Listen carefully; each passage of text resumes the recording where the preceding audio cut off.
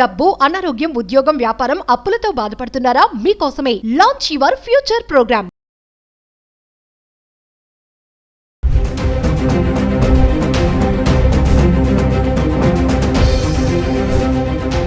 నమస్తే, welcome back to Suman TV. Present మనతో పాటు ఉన్నారు అనలిస్ట్ మందల కృష్ణారెడ్డి గారు. నమస్తే సార్. నమస్తే అమ్మ. సార్, బంగారం ధరలు మనం చాలా వీడియోస్లో మాట్లాడుకుంటున్నాం.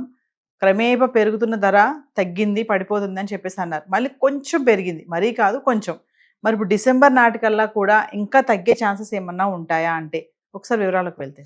అంటే ఒకసారి విపరీతంగా పెరిగినటువంటి బంగారం కొంచెం వెనక పట్టుపడడం మనం చూస్తూ ఉన్నాం. మనకు అక్టోబర్ నాటికి మామూలుగా సెప్టెంబర్లోనే మనకు దాదాపుగా ఎండింగ్ వరకు బాగా విపరీతంగా పెరిగింది. ఇక అక్టోబర్ నుంచి మెల్లగా డౌన్ అవ్వడం ప్రారంభమైంది. 1,50,000 దాకా వెళ్ళినటువంటి బంగారం ఇప్పుడు 1,20,000 నుంచి 25 మధ్యలో టచ్ ఆడుతుంది. అలాగే వెండి కూడా 2 లక్షలు, సుమారుగా 1,90,000 దాకా టచ్ అయినటువంటి వెండి ఇప్పుడు 1,50,000 ఆ ప్రాంతం లోపల అది కిలో వెండి టచ్ అవుతుంది. వీటికి కారణాలు ఏమిటని మనం ఒకసారి బాగా నిష్టంగా పరిశీలిస్తే డిసెంబర్ లోపల ఎలా ఉంటుంది అని ఒక ఆలోచన చేయగలిగితే, ఒకటి, చైనా లోపల వ్యాట్ ఏదైతే ఉందో ఇంతకుముందు దీనికి వ్యాట్ అమలు పరిచేవాళ్ళు కారు. ఇప్పుడు వ్యాట్ వేసేందుకు సిద్ధపడ్డారు. బంగారానికి వ్యాట్ వేస్తున్నారు. వ్యాట్ వేయడం వల్ల ట్యాక్స్ విపరీతంగా పెరుగుతుంది. ఎప్పుడైతే ట్యాక్స్ బాగా పెరుగుతుందో బంగారం రేటు బాగా పెరిగే అవకాశం ఉంటుంది. అంటే కొనేవాళ్ళ సంఖ్య తగ్గిపోతుంది. ఆటోమేటిక్గా మార్కెట్లో డిమాండ్ పడిపోయే అవకాశాలు ఉన్నాయి. రెండోది, అమెరికా లోపల బ్యాంకుల్లో నిల్వ ఉంచే డబ్బు ఎంత ఉంచుకోవచ్చు, ఎంత వాళ్ళు బయటికి లోన్స్ ఇవ్వడానికి వీలుగా ఉండేటువంటి ఫెడరేట్స్ అనేటువంటి ఒకటి రకంగా వాళ్ళు ఫెడరల్ బ్యాంక్ తీసుకునేటువంటి డిసిషన్స్ ఉంటాయి. ఆ డిసిషన్స్లో 25 బేసిక్ పాయింట్స్ని తగ్గించాలని వాళ్ళు డిసైడ్ చేసుకున్నారు. దానివల్ల ఎక్కువగా డబ్బు అవైలబిలిటీ ఉంటుంది మార్కెట్లోకి. దానివల్ల వేరే దానికి దాన్ని డైవర్ట్ చేయడానికి పాసిబిలిటీస్ ఉంటాయి. బంగారం మీద ఎక్కువగా కాన్సన్ట్రేట్ చేయడానికి అవకాశాలు తక్కువ ఉంటాయి. ఎక్కువగా స్టాక్ మార్కెట్లోకి వెళ్ళిపోతారు. వాళ్ళంతా డబ్బు తీసుకొని స్టాక్ మార్కెట్లో పెట్టుకో. ఇలాంటి 3 రకాల కారణాలు ఉన్నాయి. ఇది కాకుండా అమెరికా ఏం చేసిందంటే విలువైన లోహాల జాబితాలో బంగారంతో పాటుగా వెండిని, రాగిని, ఇంకా కొన్ని లోహాలని చేర్చింది. ఇంతకుముందు విలువైన లోహాలు ఓన్లీ బంగారం మాత్రమే ఉండేవి. నైట్ ఇట్లాంటి వాటి కొన్ని ప్లాటినం లాంటివి ఇంకా కొన్ని విలువైన లోహాలు ఉండేవి. దాంతో పాటుగా వెండిని, రాగిని వీటిని కూడా చేర్చడం వల్ల ఏమైందంటే వాటికి విలువ పెరుగుతుంది. అంటే ఎప్పుడైతే గవర్నమెంట్ ఆథరైజ్డ్గా వెండిని గుర్తించిందో విలువైన లోహం కింద, అప్పుడు దాంట్లో పెట్టుబడులు బాగా పెరుగుతాయి. గవర్నమెంట్ బాండ్స్ కూడా దానికి సంబంధించినవి తీసే అవకాశాలు ఉంటాయి. సో దాని మీద ఎక్కువగా డబ్బులు పెడతారు.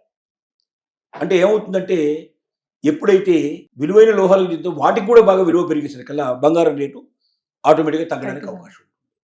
దాంతో సమానంగా కాకుండా ఇంతకుముందు ఇది ఒక్కటే ఉంది కాబట్టి దీన్ని బాగా హైలైట్ చేశారు.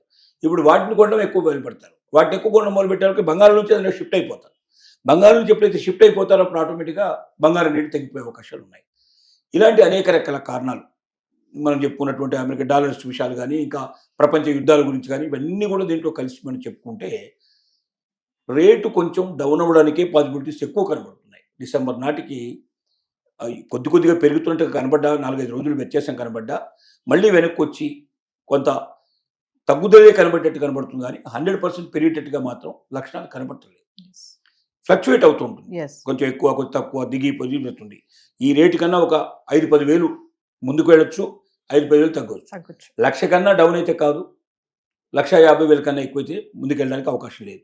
ఈ మధ్యలోనే ఈ మార్పులు చేర్పులు జరుగుతుంటాయి. కాబట్టి కొనుక్కోదలుచుకున్న వాళ్ళు ఒకటే ఆలోచించుకోవాలి.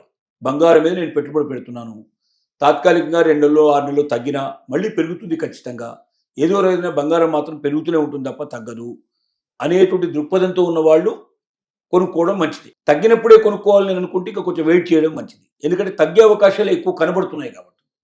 తగ్గలేదనుకోండి, ఎంత 5-10 వేల రూపాయల డిఫరెన్స్ కన్నా రాదు. ఒక తులం మీద 10,000 అంటే ఒక గ్రామ్ మీద 1000 రూపాయలు తేడా వస్తుంది. అంతకన్నా ఎక్కువ తేడా రావడానికి అవకాశం లేదు. కానీ మరి ఇప్పుడు కొనుక్కొని డ్రాస్టిక్గా తగ్గిపోతే ఇంకా నష్టం ఎక్కుపోతాం. ఒకవేళ 20,000 తగ్గి 1,00,000కి వచ్చింది అనుకోండి, సుమారుగా 20,000-25,000 రూపాయల డిఫరెన్స్. పెరిగితే 1,50,000 దాకా పోయేటప్పుడు మీకు ఒకేసారి 1,50,000 అయితే కాదు, పెరిగితే కనబడుతుంది. వారం 15 రోజులు 20 రోజులు కాన్స్టెంట్గా 20 డేస్ పెరిగింది అనుకోండి, ఇక వెంటనే పెరగబోతుందని మనకు సిగ్నల్ వచ్చేస్తుంది. ఒక 5,000 అట్లా పెరిగినప్పుడు మనం కొనుక్కోవడం బెటర్, ఆ ఉద్దేశంతో వస్తే. ఇది మామూలుగా బంగారం మీద పెట్టుబడులు పెట్టాలనుకున్న వాళ్ళ పరిస్థితి. రెండోది, వెండి పెరుగుతోంది, డెఫినెట్గా ఇంకా పెరుగుతుంది. వెండి బంగారాన్ని దాటేసి చాలా ముందుకు పోతుంది. దానికి అనేక కారణాలు మనం అనేకసార్లు చెప్పుకున్నాం. దాంట్లో ముఖ్యంగా అమెరికా వెండిని కూడా విలువైన లోహం కింద గుర్తించడం నెంబర్ 1. నెంబర్ 2 ఏంటంటే వెండిని విపరీతంగా ఎలక్ట్రానిక్ పరిశ్రమల లోపల ఎలక్ట్రానిక్ కార్లు మనం ఏవైతున్నాయి ఇప్పుడు ఆటోమొబైల్స్ వాటిలో విపరీతంగా ఎలక్ట్రాన్లో మనం ఉపయోగిస్తున్నారు. 70 కేజీలు ఒక్కొక్క వాహనంలో ఉపయోగించడం, లక్షలాది వాహనాలు తయారు చేయడం. అట్లాంటప్పుడు వాళ్ళకి టన్నుల కొద్దీ వెండి కావాల్సిన పరిస్థితి ఏర్పడటం, వెండి గనులు కూడా ఎక్కువగా ఇవ్వలేని పరిస్థితి. అంటే ఇంత బాగా పెరుగుతున్న ఉద్దేశంతో లేకపోవడం వల్ల వెండి గనుల మీద కాన్సన్ట్రేషన్ చేయలేదు. ఇప్పుడు కొత్త గనులు ప్రారంభించి మళ్ళీ దాంట్లో నుంచి వెండి వెలికి తీయాలంటే చాలా టైం పడుతుంది. ఏదో ఇవ్వాలనుకుంటే రేపు చేసే పని కాదది.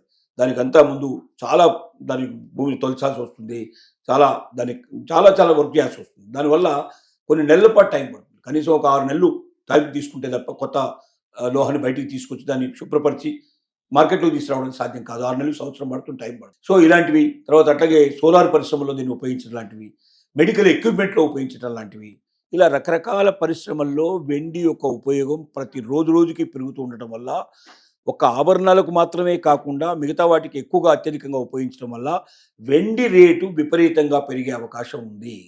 వెండి అవసరాలకు తగినంత వెండి వాళ్ళ మార్కెట్లో లేదు. కాబట్టి ఏమవుతుందంటే రేటు పెరగడానికి అవకాశం ఉంది. సామాన్యులు కొనుక్కోవాలనుకుంటే బంగారం కన్నా వెండి కొనుక్కోండి. ఇది ఎప్పటికైనా మీకు ఫిచ్గా ఉంటుంది, ఎప్పటికైనా మీకు బెనిఫిట్ ఇస్తుంది. మీరు ఆభరణాల రూపంలో కాకుండా మీరు కడ్డీ రూపంలో, లేకపోతే బారు బిస్కెట్ల రూపంలో, ఇలాంటి వాటిలో మీరు తీసుకున్నట్టయితే అది మీకు ఎక్కువ నష్టపోకుండా మొత్తం లాభంగా వచ్చే అవకాశం ఉంది. ఆభరణాల రూపంలో తీసుకున్నప్పుడు తరుగులు ఇట్లా అన్ని తీసేస్తే మీకు వచ్చేటువంటి నష్టం ఎక్కువగా ఉంటుంది. వీటిని దృష్టిలో పెట్టుకొని ముందుకు వెళితే బాగుంటుందని మన అభిప్రాయం. సో ఏదేమైనా డిసెంబర్ కల్లా తగ్గే ఛాన్సెస్ కనబడుతున్నాయి అంటున్నారు. ఇప్పుడున్న నిపుణుల అభిప్రాయ ప్రకారంగా ఒక వారం రోజులు, 10 రోజులు కొంచెం పెరిగినట్టుగా కనబడ్డా 200, 500, 1000 రూపాయలు అట్లా పెరుగుతూ పోతున్నా కూడా మళ్ళీ డౌన్కి వెనక్కి వచ్చే అవకాశాలు కూడా కనబడుతున్నాయి. అంటే కాన్స్టెంట్గా ఆ రేటు పెరుగుతుందని ఖచ్చితంగా గ్యారంటీ ఇచ్చేది లేదు. తగ్గడానికే అవకాశాలు ఎక్కువ ఉన్నాయని మొగ్గు చూపుతున్నారు. డిసెంబర్ తర్వాత ఒకవేళ క్లారిటీ వస్తే వచ్చే అవకాశం ఉంది. జనవరి లోపల ఒక క్లారిటీ, ఇక పెరుగుతూనే ఉంటే పెరుగుతుంది, లేదా తగ్గితే ఎక్కడికి దగ్గరికి వెళ్ళి చాలా ఎన్నికో ఇక్కడికో వెళ్ళి 70-80 వేలకు కూడా వెళ్ళి ఆగిపోయే అవకాశం ఉంటుందని కొంతమంది అభిప్రాయం, లేదా 1,50,000 వరకు వెళ్ళి ఆగుతుందని ఇంకా కొంతమంది అభిప్రాయం. కాబట్టి పూర్తి అభిప్రాయం, ఎందుకంటే ఇది ఏ ఒక్కరి అభిప్రాయ ప్రకారం ఉండదు. ఇది ప్రపంచంలో వచ్చేటువంటి ఏ ఒక్క మార్పు కూడా దాని ఫలితం బంగారం మీద పడుతుంది. ఎప్పుడు ఏ మార్పు వస్తుందని ఎవరు చెప్పలేదు. కాబట్టి ఊహాగానాలే ఇవన్నీ కూడా.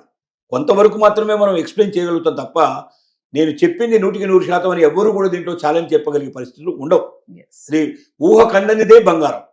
కాబట్టి బంగారానికి సంబంధించింది కొంతవరకు మాత్రమే మనం ఆలోచించి చెప్పగలుగుతాం. Thank you.